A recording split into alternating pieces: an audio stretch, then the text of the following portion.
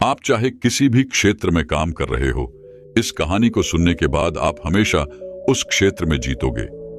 इस कहानी में आपको सफलता के वह 4 मंत्र बताए गए हैं जिससे कि आप अपने जीवन में कभी हार ही नहीं सकते। तो चलिए दर्शकों, कहानी की शुरुआत करते हैं। दोस्तों, आजकल हम में से हर कोई भीड़ में रहकर, लोगों के साथ रहकर भी तन्हा हो चुका है, अकेला हो चुका है, क्योंकि आजकल इस भाग दौड़ भरे जीवन में हर कोई व्यस्त है। किसी के पास समय नहीं है। हर कोई अपने सपने पूरे करने में लगा हुआ है। हर कोई केवल इस भाग दौड़ में लगा हुआ है। हर कोई अपने आप को आगे निकलता हुआ देखना चाहता है। हर कोई दूसरे को हारता हुआ देखना चाहता है। खास तौर पर आज की जो युवा पीढ़ी है वह सबसे ज्यादा तन्हा और निराश महसूस करती है, क्योंकि आज की युवा पीढ़ी अपने लक्ष्य को लेकर चिंतित रहती है, परेशान रहती है। कुछ लोग तो ऐसे भी होंगे जो अपने जीवन में कुछ बहुत बड़ा करने का सोच रहे होंगे, लेकिन कभी कभी हमारे सामने कुछ ऐसी विषम परिस्थितियां आ जाती हैं जो हमें अंदर तक तोड़ मरोड़ कर रख देती हैं। और ऐसे परिस्थितियों में हमें यह समझ नहीं आता कि हमें क्या करना चाहिए, और ऐसे में हम उन हालातों के नीचे दब कर रह जाते हैं। ऐसे समय में हर कोई पूरी तरह से टूट जाता है, बिखर जाता है, और ना तो तब हमें कोई रास्ता नजर आता है और ना ही कोई समाधान जिससे हम उस विषम परिस्थिति का सामना कर सकें। और ऐसे में हमारा साथ भी कोई नहीं देता। अगर आपके साथ भी कभी ऐसा हुआ है, और यदि आप भी अपने जीवन में किसी लक्ष्य का पीछा कर रहे हैं, यदि आप भी अपने जीवन में कुछ बड़ा करना चाहते हैं, तो आज की जो बौद्ध कहानी मैं आपको सुनाने जा रहा हूं, इस कहानी के माध्यम से आप ऐसी 4 बातें सीखेंगे जिसे यदि आप उसे अपने जीवन में उतारते हैं तो आप अवश्य ही अपने जीवन में सफलता की उन ऊंचाइयों को छू पाएंगे।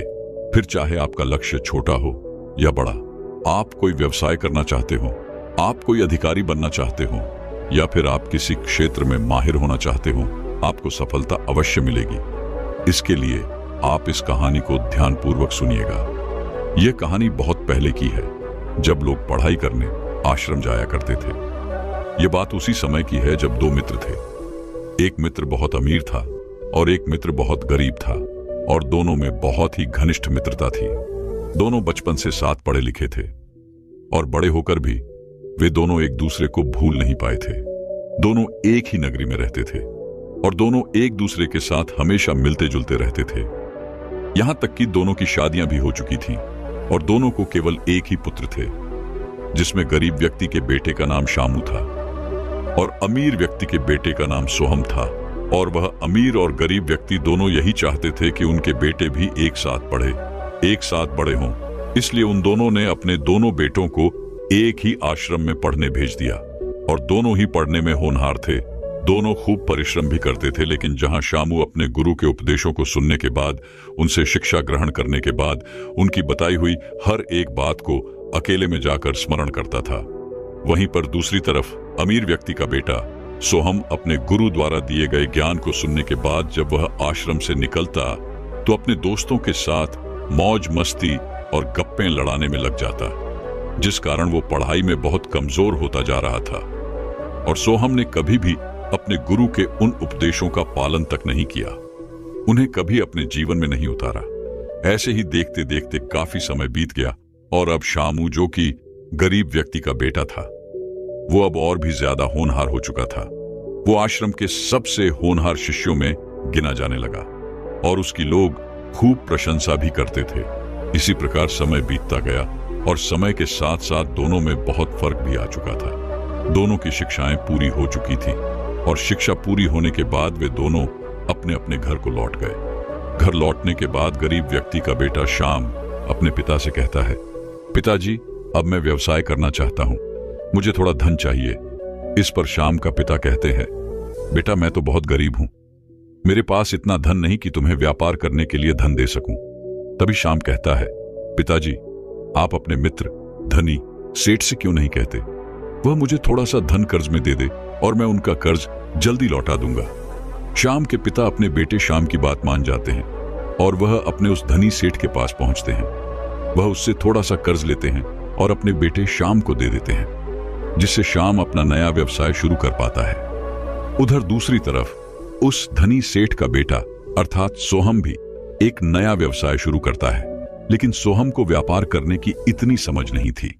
वह यह समझ नहीं पा रहा था कि वह अपने व्यापार को कैसे आगे ले जाए। वह न तो लोगों से मिल पाता था और न ही अपने काम पर ध्यान दे पाता था। वह तो केवल अपने दोस्तों से गप्पे लड़ाने और उनके साथ मौज मस्ती करने में अपना ज्यादा समय बिता देता था, जिस कारण उसे अपने व्यापार में बहुत बड़ा घाटा हुआ। फिर उसने वह व्यापार छोड़कर एक नया व्यापार शुरू किया, लेकिन हमेशा की तरह इस बार भी उसका व्यापार नहीं चला और उसे इस बार भी व्यापार में अत्यधिक घाटा सहना पड़ा। फिर उसके एक मित्र ने उसे सलाह दी कि मित्र, तुम कोई नया व्यापार क्यों नहीं करते? तुम चाहो तो सब्जियों का व्यापार कर सकते हो। सोहम ने अपने मित्र की बात मान ली और सब्जियों का व्यापार शुरू किया, लेकिन वह इस व्यवसाय को भी ठीक ढंग से नहीं कर पा रहा था, जिस कारण से उसे इस व्यवसाय में भी नुकसान सहना पड़ा। उधर दूसरी तरफ शाम ने जो छोटा सा व्यापार शुरू किया था, उसने अब अपने व्यापार को तरक्की पर पहुंचा दिया था। उसका व्यापार उन्नति पर था। उसने किसानों के लिए एक ऐसी नई योजना बनाई थी जिस कारण किसानों की पैदावार 2 गुना से 4 गुना हो चुकी थी और उसने अब अनाज के बड़े बड़े गोदाम खोल दिए थे। बड़े गोदाम, अब बड़े से बड़े व्यापारी उसी के पास से अनाज ले जाया करते थे, जिससे शाम को आमदनी में बहुत मुनाफा हो रहा था और साथ ही साथ शाम उन्हें अपनी आमदनी को विभिन्न प्रकार के व्यवसायों में भी लगा दिया था, जिससे देखते ही देखते शाम उस नगर का सबसे बड़ा व्यापारी बन चुका था। वह सबसे धनवान व्यक्ति बन चुका था। जहां एक तरफ एक गरीब व्यक्ति अमीर बन चुका था, वहीं पर दूसरी तरफ एक अमीर व्यक्ति का बेटा अर्थात सोहम, उसने अपने पिता की सारी संपत्ति धीरे धीरे करके लुटा दी थी। उनका सारा धन बर्बाद कर दिया था और वह अब धनवान से गरीब हो चुका था। और जब सोहम को यह बात पता चली कि शाम अत्यधिक धनवान हो चुका है, वह इस नगर का सर्वश्रेष्ठ धनवान व्यक्ति है, तो उसके मन में ईर्ष्या उत्पन्न होने लगी। वह यह सोचने लगा कि आखिर यह कैसे संभव है, आखिर वह इतना धनवान कैसे बन गया। हमने साथ में ही शिक्षा ग्रहण की थी और मैं तो पहले से ही धनवान था, फिर उसमें मुझसे ज्यादा समझ कैसे है? आखिर उसने ऐसा क्या किया है जो वह इतना धनवान व्यक्ति बन गया और मैं जो इतना धनवान था आज बहुत गरीब हो चुका हूं। यह बात सोहम के मन में चल ही रही थी कि तभी उसे ध्यान आया कि हो सकता है कि गुरुवर ने ही शाम को कुछ ऐसी बातें सिखाई हो जिससे वह अपने व्यापार में उन्नति करता जा रहा है और मैं अपने व्यापार में घाटा सहता जा रहा हूं। इसके बाद उसने तय किया कि वह जाकर अपने उन गुरुवर से ही मिलेगा और उनसे ही इस बारे में पूछेगा। अगले दिन सुबह सुबह सोहम अपने गुरुवर के पास पहुंच जाता है। आश्रम पहुंचकर वह अपने गुरुवर को प्रणाम करता है और उनसे कहता है, हे गुरु, आप तो धोखेबाज हो। आपने शाम को कोई ऐसा ज्ञान, कोई ऐसी विद्या सिखाई है जो आपने मुझे नहीं सिखाई। यह सुनकर वह गुरु बड़े आश्चर्यचकित हुए और वह बड़ी शांति से सोहम से पूछते हैं, क्या बात है सोहम, आखिर क्या हुआ है? तुम ऐसा क्यों कह रहे हो? मैं तो अपने सभी शिष्यों को एक ही शिक्षा प्रदान करता हूं। मैं सभी को समान समझता हूं और सभी को समान शिक्षा भी प्रदान करता हूं। इस पर सोहन कहता है, अगर यह बात सच है गुरुदेव, तो शाम जो पहले इतना गरीब था वो लगातार उन्नति कैसे कर रहा है, और मैं जो पहले इतना अमीर था, मैं दिन ब दिन इतना गरीब कैसे होता जा रहा हूं? आखिर वह अपने जीवन में इतना सफल कैसे हो सका? आखिर मैंने और उसने आपसे ही तो शिक्षा ग्रहण की है। हमने सारा वक्त यहीं पर बिताया है, फिर वह अपने जीवन में इतना सफल कैसे हैं? मैंने बहुत मेहनत की है, बहुत कोशिशें की हैं, लेकिन उसके बावजूद भी मुझे व्यवसाय में कभी कोई फायदा नहीं हुआ, बल्कि मेरा हर एक व्यवसाय नुकसान में ही चलता चला गया। मुझे हर जगह घाटे ही सहने पड़े। आप झूठ कहते हैं, आपने उसे अवश्य कुछ ना कुछ ऐसा ज्ञान दिया है जिस कारण वह सफलता की उन ऊंचाइयों को छूता चला जा रहा है, क्योंकि वह आपका प्रिय शिष्य था, जिस कारण आप मुझसे कुछ छुपा रहे हैं। वो शाम को देखिए, उसके पास तो कुछ भी नहीं था और आज वो इस नगर का सर्वश्रेष्ठ धनवान व्यक्ति बन चुका है। तो बताइए मुझे, आपने शाम को ऐसा क्या ज्ञान दिया है जिसका इस्तेमाल करके वह इतना धनवान बन चुका है? सोहम की यह सारी बातें उन गुरुवर ने बड़ी शांतिपूर्वक सुनी। इसके बाद वह मुस्कुराने लगे और सोहम से कहते हैं, सिर्फ मेहनत करने से यदि सफलता मिल जाती तो मजदूर जो सबसे ज्यादा मेहनत करते हैं आज वही सबसे धनवान व्यक्ति होते हैं। और रही बात असफलता की, तो इसका कारण केवल और केवल तुम ही हो, क्योंकि तुमने सही दिशा में और ठीक से मेहनत नहीं की है, और ना ही तुमने अपने व्यवसाय पर कभी ध्यान दिया। मैं मानता हूं कि तुमने मेहनत की है, लेकिन तुम्हारी मेहनत सही ढंग से नहीं थी।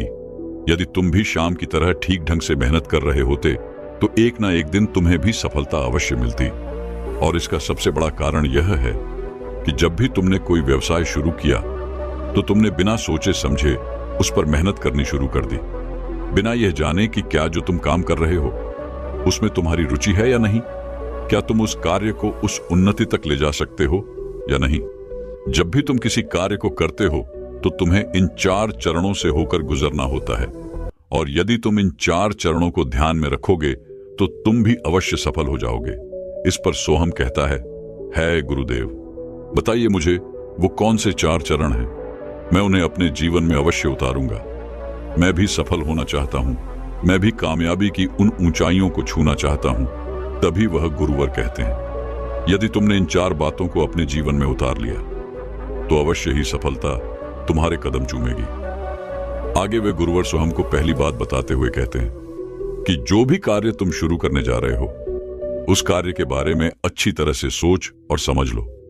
अर्थात बिना सोचे समझे किसी भी क्षेत्र में यूं ही ना कूद पड़ो। और सबसे जरूरी बात कि जो भी कार्य तुम करने जा रहे हो, उस कार्य में तुम्हारी रुचि होनी चाहिए। फिर चाहे वह कार्य कितना भी बड़ा क्यों ना हो, यदि तुम उस कार्य में रुचि रखते हो, तो तुम अवश्य ही सफलता की उन ऊंचाइयों को छू सकोगे। कोई भी कार्य असंभव नहीं होता, बस तुम्हें उस कार्य को करने आना चाहिए। अर्थात कि तुम्हें उस कार्य के बारे में पूरी समझ होनी चाहिए। और यदि तुम उस कार्य के बारे में ज्यादा नहीं जानते, उस कार्य के बारे में तुम्हें उतनी समझ नहीं है, तो तुम सीख सकते हो, उस कार्य को समझ सकते हो। इसमें थोड़ा समय जरूर लगता है, लेकिन इससे तुम एक सही निर्णय ले सकते हो। इससे तुम्हें यह भी समझ में आ जाएगा कि उस कार्य को करने के लिए तुम्हें कितना समय लगेगा, उस कार्य को उन्नति तक पहुंचाने में तुम्हें क्या क्या करना पड़ेगा। यदि तुम्हें इन सब चीजों की समझ आ गई, तो तुम किसी भी व्यवसाय को सफल बना सकते हो। अन्यथा दुनिया में असंभव को मजाक बनते समय नहीं लगता।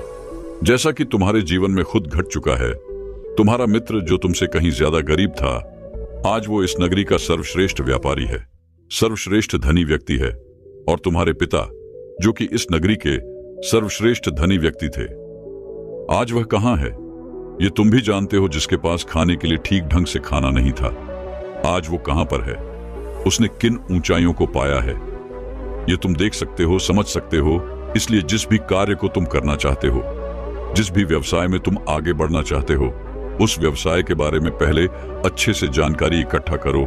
ऐसे लोगों से मिलो जो तुम्हें उस व्यवसाय के बारे में सही और सटीक जानकारी दे सके।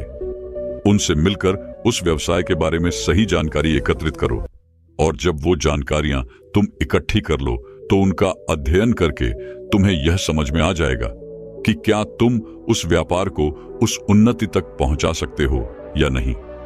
अगर तुम्हें लगता है कि तुम उस व्यवसाय को उस उन्नति तक पहुंचा सकते हो, तो तुम बिना सोचे उस व्यवसाय में जुड़ जाओ और अपना 100% लगा दो। लेकिन यदि तुम बिना सोचे समझे उस व्यवसाय को करते हो, तो 100% तुम असफल ही रहोगे। और ऐसा ही हम में से अधिकांशतर लोग करते हैं। उन्हें पता ही नहीं होता कि उन्हें क्या करना है, कैसे करना है, और उस व्यवसाय के साथ उन्हें और क्या क्या करना होगा। बस किसी ने उनसे कह दिया कि ये व्यवसाय अच्छा है, वो उस व्यवसाय में कूद पड़ते हैं। लेकिन जब वो उस व्यवसाय को करने लगते हैं, तब उन्हें अपनी गलती का एहसास होता है और आखिरकार वह असफल हो जाते हैं। इसलिए सबसे पहले लोगों से सीखो कि वह क्या कर रहे हैं, कैसे कर रहे हैं। उनसे जानकारी इकट्ठा करो, फिर उस कार्य को करो।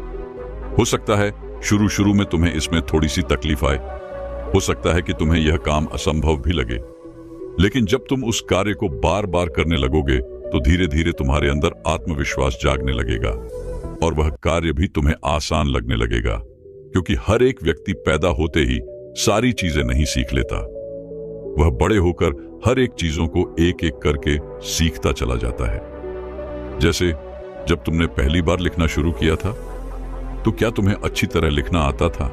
नहीं, लेकिन धीरे धीरे तुमने उस पर निरंतर अभ्यास किया, उसे समझा, उसे परखा और फिर धीरे धीरे तुम लिखने में निपुण हो गए और आज यदि तुम चाहो तो आंखें बंद करके भी वह ज्ञान लिख सकते हो। इसी प्रकार यदि तुम किसी क्षेत्र में आगे बढ़ना चाहते हो तो तुमसे कई बार गलतियां भी होंगी, लेकिन इसका अर्थ यह नहीं कि तुम उस क्षेत्र को छोड़ दो, बल्कि उस पर निरंतर अभ्यास करते रहो।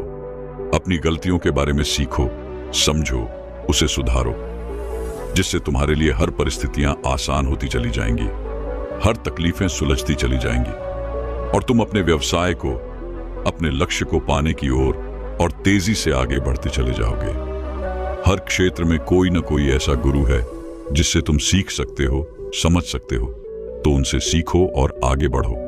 आगे वह गुरुवर स्वयं से कहते हैं, अपनी क्षमताओं को पहचानो, अपनी क्षमताओं पर यकीन करो, लेकिन सही दिशा में मेहनत करो, क्योंकि तुमने तो देखा ही होगा अधिकांश लोग शुरू शुरू में अपने लक्ष्य के प्रति बहुत जोश से भरे होते हैं और वह अपने लक्ष्य को पाने के लिए शुरुआत बहुत तेजी से करते हैं, लेकिन जैसे जैसे समय बीतता जाता है उनका यह जोश खत्म होता चला जाता है और वह अपनी रफ्तार को भी बहुत धीमी तरह से करने लग जाते हैं। क्योंकि जब हम कोई नया कार्य शुरू करते हैं तो हमारे मन में उत्साह होता है और जब हम उसी कार्य को लंबे समय तक करते रह जाते हैं तो हमारा मन भी उस काम से भरने लगता है, हमारा मन उबने लगता है। इसलिए कहता हूं, केवल मेहनत करने से कुछ नहीं होता, क्योंकि मेहनत तो हर कोई करता है। तुम किसी किसान को ही देख लो, वह अपने खेतों में दिन रात मेहनत करता है और यदि मेहनत करने से कोई भी व्यक्ति अमीर हो जाता, कोई भी व्यक्ति धनवान हो जाता, तो फिर किसान भी अत्यधिक धनी होते। इस संसार में हर एक व्यक्ति मेहनत तो करता ही है, फिर चाहे वो किसी भी क्षेत्र में क्यों ना हो, लेकिन किसी की मेहनत दिखाई देती है तो किसी की नहीं। जिस प्रकार एक राजा भी मेहनत करता है, उसे भी अपने पूरे राज्य को चलाना होता है। वह मेहनत तो करता है, लेकिन उसकी मेहनत किसी को दिखाई नहीं पड़ती। लेकिन वहीं पर दूसरी तरफ एक किसान जो दिन रात अपने खेतों में लगा रहता है, उसकी मेहनत सभी को दिखाई पड़ती है। सभी वह देख पाते हैं कि यह किसान कितना मेहनत करता है, लेकिन राजा की मेहनत को कोई नहीं देख पाता, क्योंकि उसके पास सारी सुख सुविधाएं हैं। बड़ा महल है, रथ है, घोड़ा गाड़ी है, सवारी है, जिस कारण लोग उनकी मेहनत तो नहीं देख पाते, लेकिन उनकी सुख सुविधाओं को अवश्य देख पाते हैं। उनके वस्त्र, उनका घर, उनके हाथी घोड़े। तो यहां पर इतना तो तुम्हें समझ में आ चुका होगा कि मेहनत दोनों करते हैं। फर्क सिर्फ यहां पर यह है कि एक नियमानुसार मेहनत करता है और एक बिना नियम के आगे वह गुरुवर सोहम से कहते हैं। तुमने मेहनत तो बहुत की, लेकिन तुमने किसी भी नियम का पालन नहीं किया। तुम्हारी व्यवसाय में कोई अनुशासन नहीं था। तुम बार बार अपना व्यवसाय बदलते रहते थे, जिससे तुम्हारा समय व्यर्थ होता चला गया।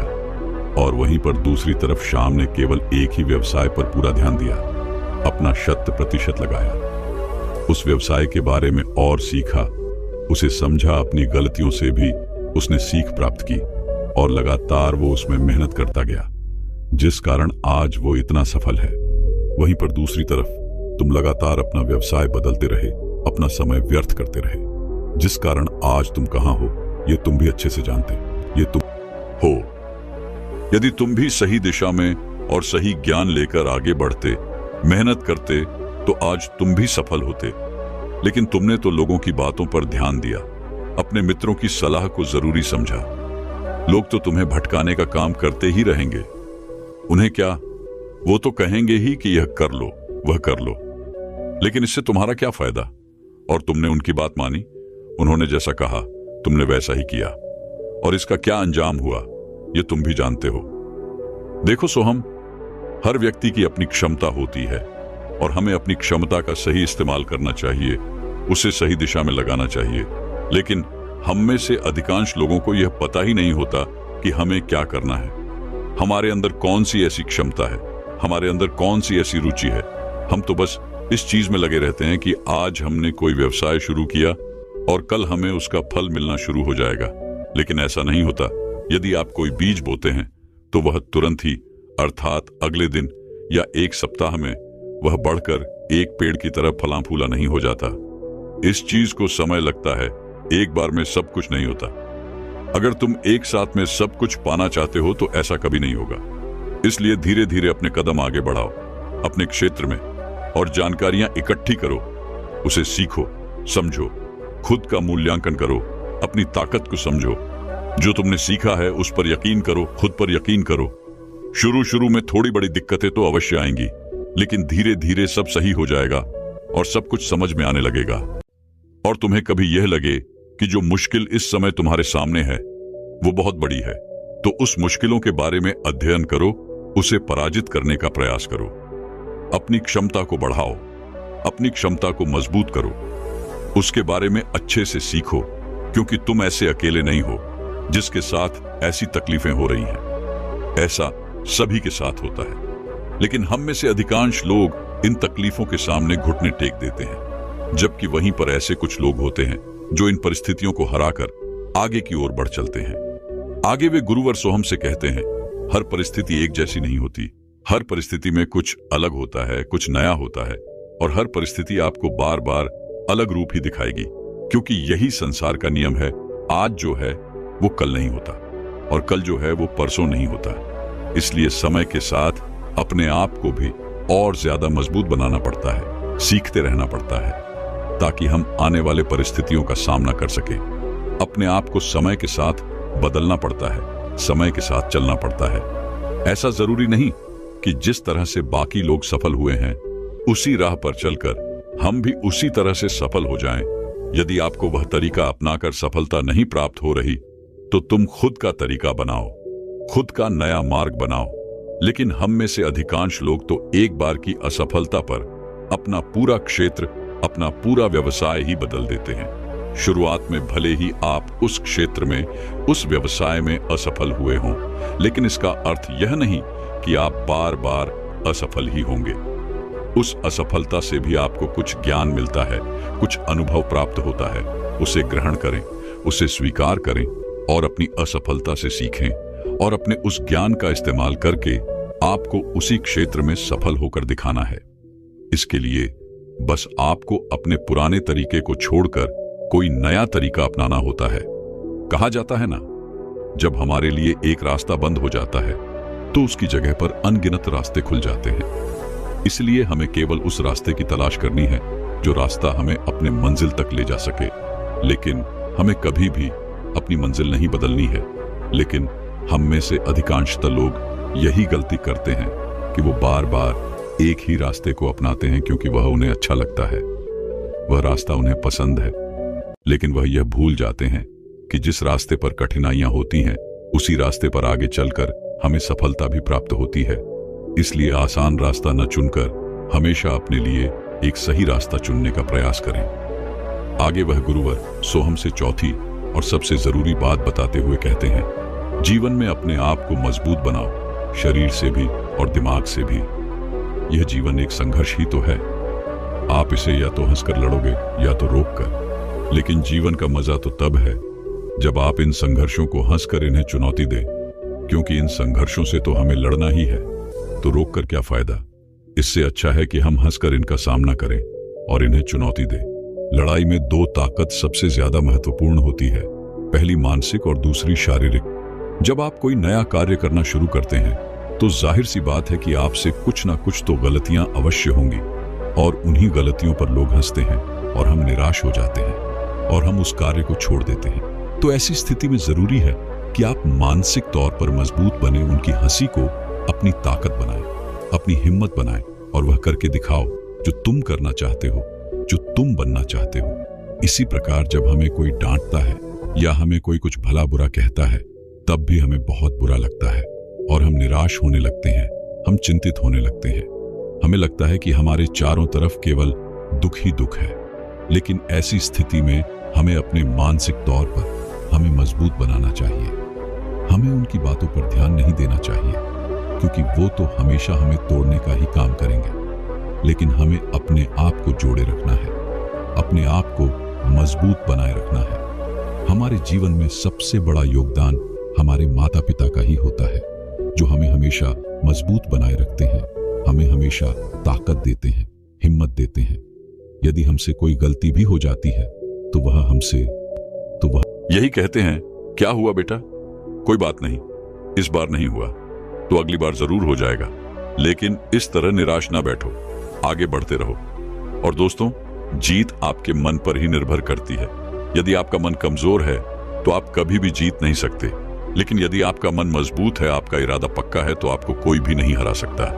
यदि आप अपने मन के मित्र बन जाएं तो आपको कोई भी काम बड़ा नहीं लगेगा, लेकिन वहीं पर यदि आपका मन ही आपका शत्रु बन बैठा है और आपको हर वक्त भटकाने का प्रयास कर रहा है, तो आप कुछ देर तो उसे नियंत्रित कर सकते हो, लेकिन उसके बाद वह आपको अवश्य ही हरा देगा और आपको आपके काम से दूर ले जाएगा। इसलिए अपने मन को नियंत्रित करना भी आवश्यक है, उसे मजबूत बनाना भी आवश्यक है, और इतना ही नहीं, आपको अपने शरीर पर भी ध्यान देना जरूरी है।